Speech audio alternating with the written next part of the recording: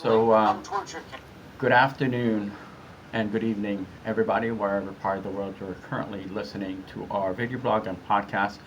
I'm getting ready to get on Mr. Lee Camp's show to talk about our petition pertaining to compelling the Trump administration to conduct a formal investigation on the death, torture, and untimely death of Mr. Gonzalo Lira in Ukraine.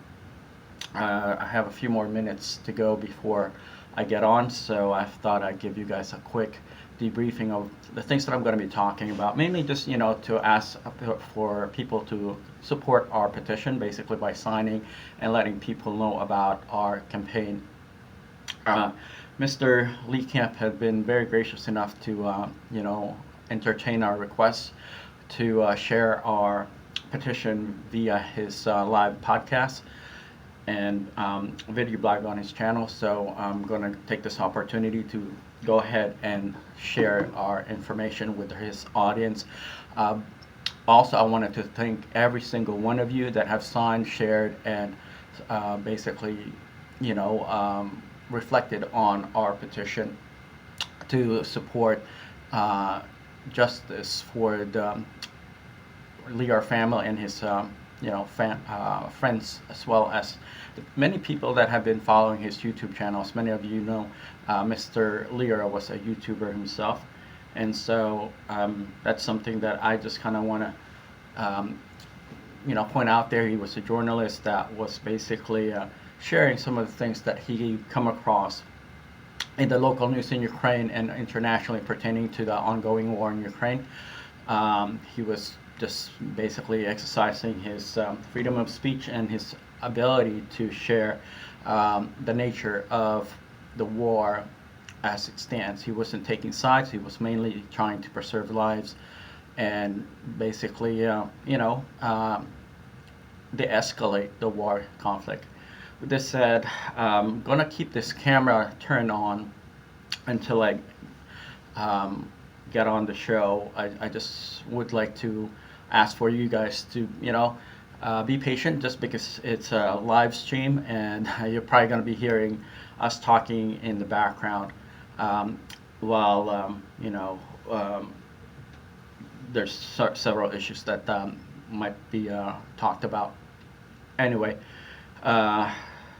stay put, and I should be getting on within the next few minutes.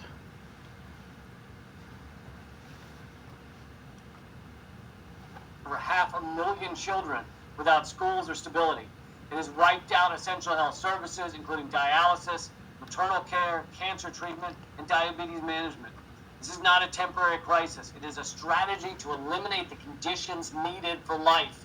Even if Israel stops the offensive today, the destruction it has inflicted guarantees that preventable deaths from starvation, infection, and chronic illness will continue for years. This is not collateral damage. This is not a side effect of war. It is the systematic creation of unlivable conditions. It is the denial of survivability. It is genocide.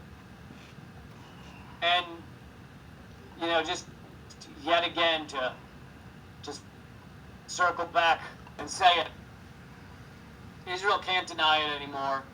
People who want to defend this can't deny it anymore. Even the organizations that worked very hard to either ignore it or to act like it wasn't quite as bad or to act like they were defending themselves, even these organizations are caving and saying that it is genocide.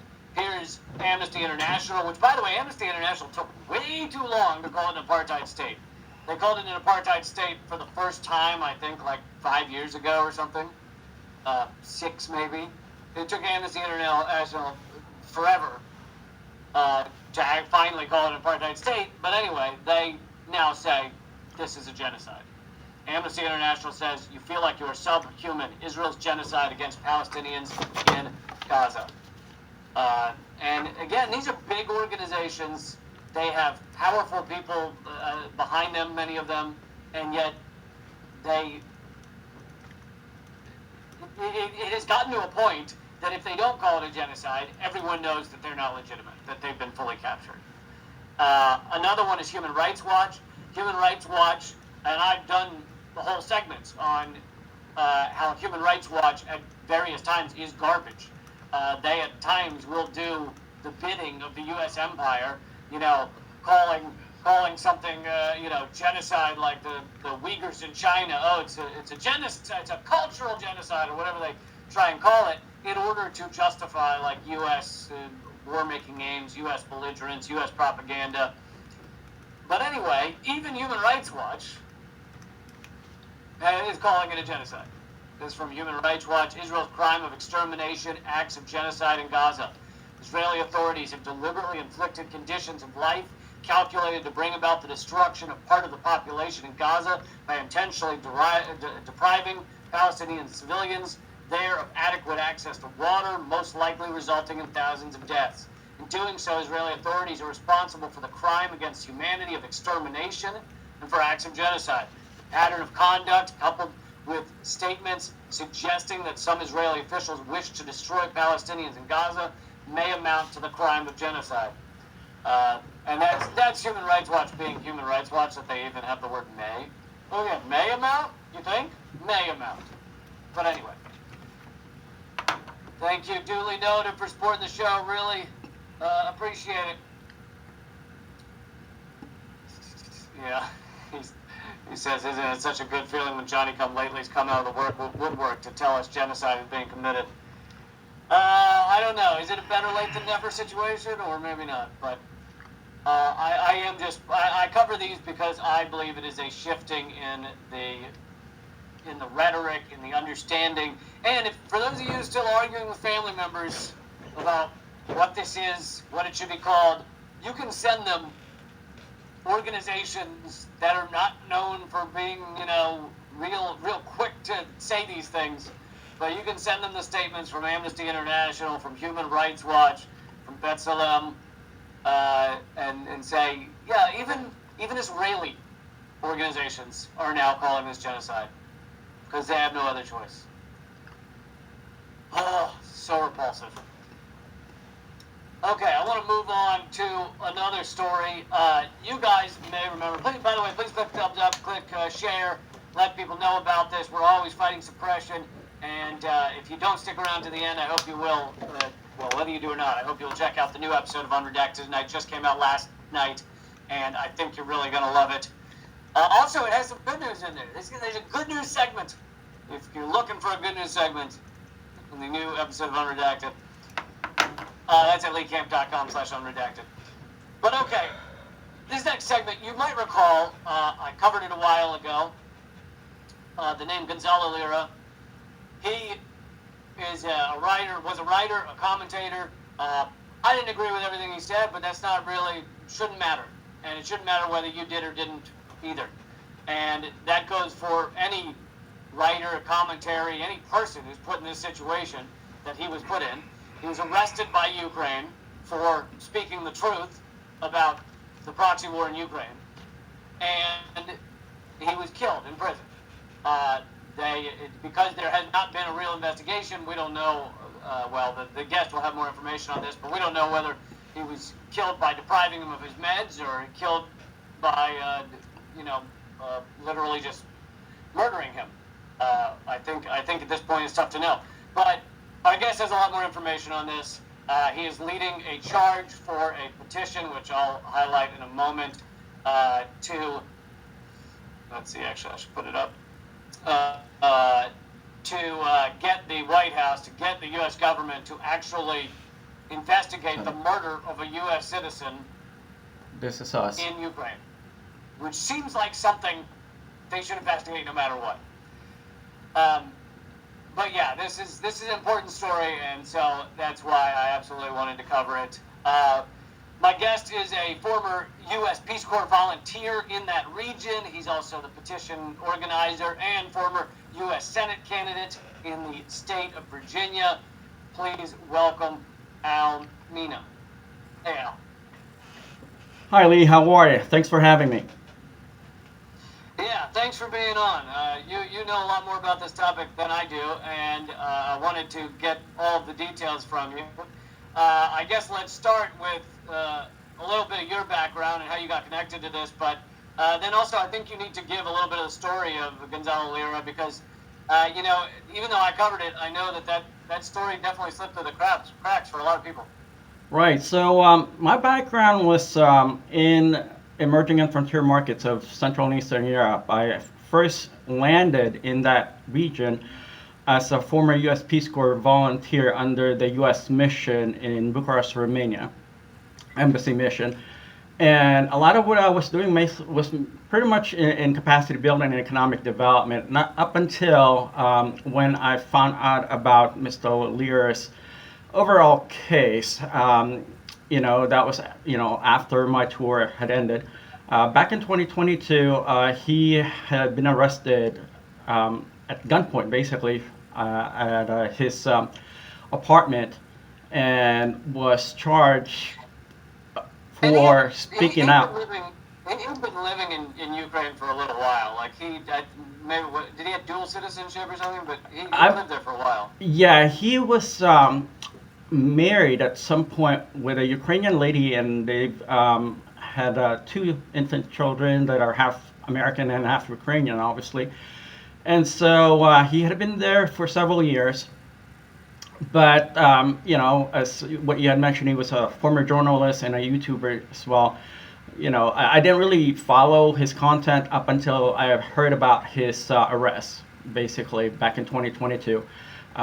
He wasn't the most admired person, I guess, in some, circles and communities, which is quite okay. Yeah, I mean, I think his stuff before he was covering Ukraine was more right wing, which is not the stuff that I do. But to me, it doesn't matter. It's like you have someone who's arrested for speaking, whatever they're exactly, saying, and then murdered in prison. So yeah, so it's a pretty interesting case. It definitely has tons of question marks surrounding it because if you, and it doesn't matter what your citizenship is, right? If you're a national of a certain country, your country would want to, kind of want to learn about your overall, issue if you're in distress in a foreign country because you're not from that country, you don't speak the local language, you don't operate as a local in that country, then I would imagine your country would want to investigate your, what's causing your distress.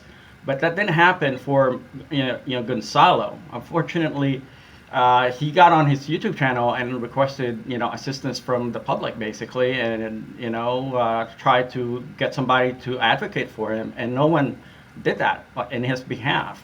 I've actually was talking about his case on my podcast, Face Economics podcast, and even connected with the embassy in Kiev, U.S. embassy in Kiev, asking for them to intervene. I didn't hear back from anyone. And I've even knocked on the door of the Ukrainian embassy in Washington, D.C. to have a formal meeting with the ambassador of Ukraine to the U.S., and they pretty much just brushed me off. So it's a really strange situation. You would think that, people would want to advocate for Gonzalo, given that he was basically just reporting off of what was being talked about in the local news in Ukraine as well as overseas. So he wasn't creating content per se that he, just came out of, his own. He was piggybacking off of everybody else's report. It was the stuff being reported that Ukraine did not want people learning about. Exactly. Unfortunately, that may be the case.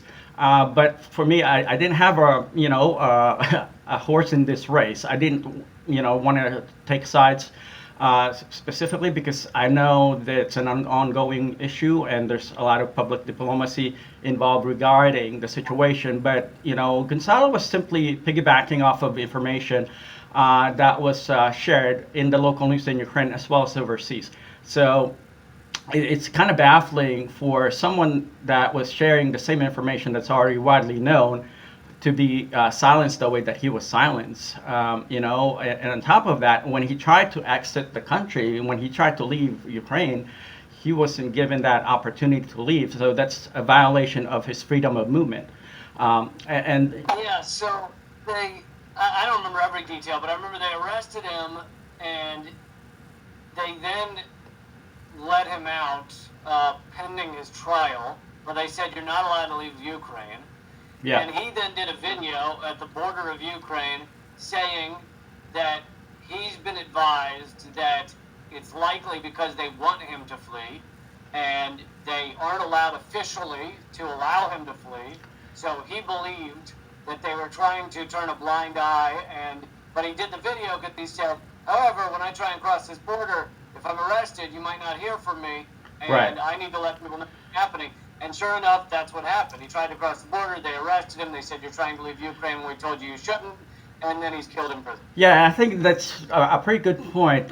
Specifically, with, like I mentioned, there's tons of question marks revolving this case, because there are protocols in migration and immigration throughout the world, and so for these kinds of stuff to be happening without U.S. intervention at that time, during the Biden-Harris administration, without the direct intervention from the U.S. government, was pretty strange, in my opinion. I mean, it's not a unique situation. Everywhere in the world, if a foreign citizen is in a country, then there's, immigration protocols that they have to abide by to support the human rights of that citizen of a foreign country. And that didn't happen for Gonzalo, unfortunately. And tons of things that is really very strange took place, and that's why I started a petition to compel the Trump administration to conduct a formal investigation on the death and torture, as what Gonzalo had mentioned in his YouTube video. He's been tortured and extorted, so that we can actually bring some sort of closure for his family and friends, and even supporters, because I mean, he is a human being, regardless of what you think of him, background-wise or whatever he talks about on his, podcast and YouTube channel. That's irrelevant. He's a human being, and we all should support his right as a human being, as an individual that is in a foreign country. If you're in a foreign country, I don't care what your nationality is. If you're in a foreign country, you still have a right to be, protected in that country, regardless of your citizenship. And he wasn't afforded that. And the United States generally will work fairly hard to protect their citizens, but because they wanted this proxy war to go ahead and they are siding with Ukraine, they basically didn't care what Ukraine did. I mean, they didn't want Gonzalo Lira reporting from Ukraine either. So it kind of serves a purpose for them to get him out of the way, which is repulsive. But these are sociopaths running our government back during the Biden administration and now. And anyway, change.org is where the petition is, and I went ahead and put it in the chat as well. But for those of you listening to the podcast, you probably just go to change.org and search for Lira's name, and I'm sure it would come up. Right. So I think you point out a very, interesting point regarding what you had mentioned, the proxy war and the overall nefarious issues surrounding this, conflict between Russia and Ukraine, because basically Gonzalo was trying to de-escalate the war conflict.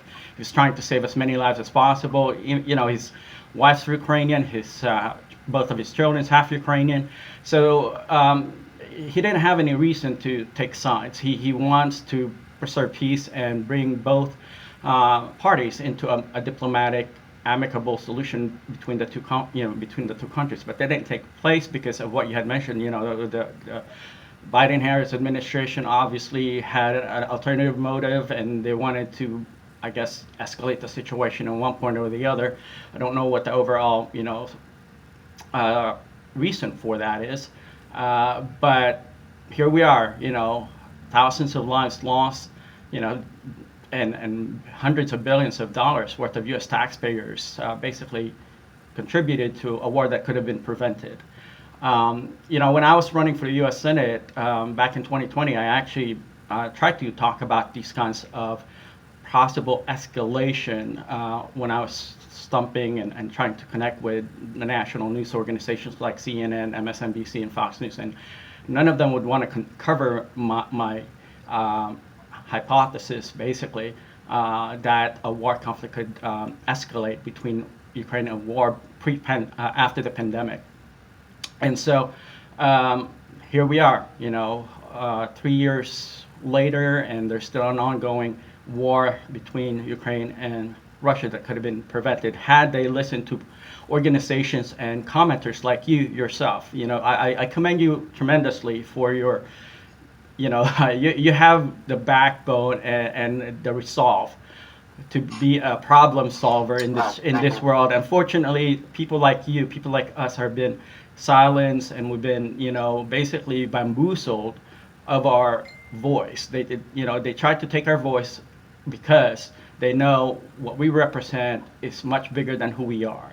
And I commend you, and I commend your audience for following you, because you're trying to expose things that could have saved so many people, and so many, well, anguish around the world. I appreciate you. well, thank you very much, and thank you for your efforts as well. I know you're a little in touch with the Lira family. Have they ever gotten a response from either government, Biden, Trump, anyone, as to whether they're going to look into it or what they think happened or anything? Yeah, unfortunately, they've been very silent specifically on this issue. It's still a diplomatic case, obviously, and I know that Gonzalo's father had signed our petition, and he's aware of our petition. I tried connecting with him to have him actually come on your show and do this interview, but I think there's just so much moving pieces to this whole case right now that I guess they're trying to just deal with their grief at this point and just leave the advocacy with his supporters and with guys like you. I'm pretty sure they appreciate you for wanting to continue on to basically seek justice for their son and father and husband. And I think that's what this whole petition stands for. We're basically just wanting to bring closure and peace to a family that never got to say goodbye to their loved one.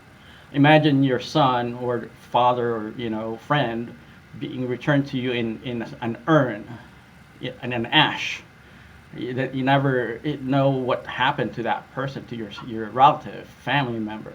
Imagine that kind of suffering that you must have to deal with when you see your son on YouTube, you see your husband and your father on a social media platform trying to save their lives. Imagine that kind of suffering that a family member would have to deal with, seeing your loved one asking for help from the world, basically, and never got it. And then all of a sudden, a couple of weeks later, you get the ash of your loved one sent to you. You have no idea what happened to their bodies, because when they requested for journalism, for the crime of journalism. Exactly. And that's why I want to give kudos to you, because you have the backbone to share information that the national news media around the world doesn't want to endorse and influence the world with. Well, thank you. I certainly have not been anywhere near the front lines like Lira was, so obviously what he was doing was quite brave in many ways. So hopefully people will go and sign this petition. Is there anything else you want to tell people about this effort? Yes, I'd like for everyone to just reflect on what we're trying to accomplish. This isn't even political. This is just, us being decent human beings. Being someone that actually, would at least reflect on the story as a human being. Just share our petition, share our story with your friends and family. Reflect on it. If you don't feel like signing, don't sign it, but just reflect on what happened to Gonzalo. Okay, I mean, he tried to de-escalate a conflict that could have saved millions of lives. Okay, that's what he tried to do with his life. Basically, he gave his life for that cause. And if you're a decent person, if you're a decent human being, I would at least try to honor that kind of commitment if I were you. So please share our petition, reflect on it, You know, if you have a message for the family, the Lira family, you know, just, you know, send your thoughts and prayers to them. Just be a decent person, you know, be a human being that is worth, you know, being able to walk this planet as a human being, you know, make this world a better place. And so unfortunately, there's only very few people that are willing to make this world a better place. And Gonzalo tried to do that. And, you know, and Lee, I appreciate you also, you know, trying to help us connect the dots. I've been silenced many times, even my campaign, I've been silenced many times. So I know what it's like. And I appreciate you. Are you gonna campaign again? Are you gonna run again? You know what? The local news in my city didn't even want to talk to me because of what I was trying to share with them, like this case with the Gonzalo Lira. You know, I don't know. I may not be the most popular candidate, but I will continue to support decency. I will continue to support, you know, democracy around the world. They don't really want to. The media doesn't want to talk to anyone that doesn't have loads of money. Because they don't. They figure that means you're not a serious candidate because you don't have millions of dollars. Well, yeah, I did go against someone that had several millions in their campaign war chest. But you know what? I don't really care for individuals that have millions. I care about people that are trying to make this world a better place, like you, Lee. I know you've been censored many times. I know your story, and you never gave up, and you tried to support, you know, people that have been, you know, basically outcasts, you know, singled out, you know, and you keep on keeping on behalf of what you believe in, and supporting causes like what we're doing. That says a lot about who you are as a human being, and I think eventually you're going to be bigger than anyone else that are now racking up millions of dollars. I really believe that, man. I really do. I really do, because you have the guts, you got the balls, you know, to make a difference. There's not a whole lot of people that is willing to do that. Well, thank you, man. That's very kind of you, and thank you for your efforts to get some justice and some information on what happened to Gonzalo. So thank you for your efforts, everybody. That's at change.org. I put the link in the comments, but you can also go to change.org and do a search for Gonzalo Lira. Thanks again, Al. I appreciate it. All right, Lee. Have a good one. Keep in touch. You take care. Bye bye. All right. I appreciate that. It's quite an effort, and it is so insane that the U.S. would just let a American journalist, whether they agree with what he's saying or not, be murdered in a country that they're supporting and sending arms to, and they won't even bother to ask what happened. I mean, I guess it shouldn't be that surprising, considering this is the same country that essentially tried to murder Julian Assange by, you know, torturing him in prison for 10 to 12 years, and I think they were hoping that he would just die in prison, and then they kind of ended up with their hand forced to ultimately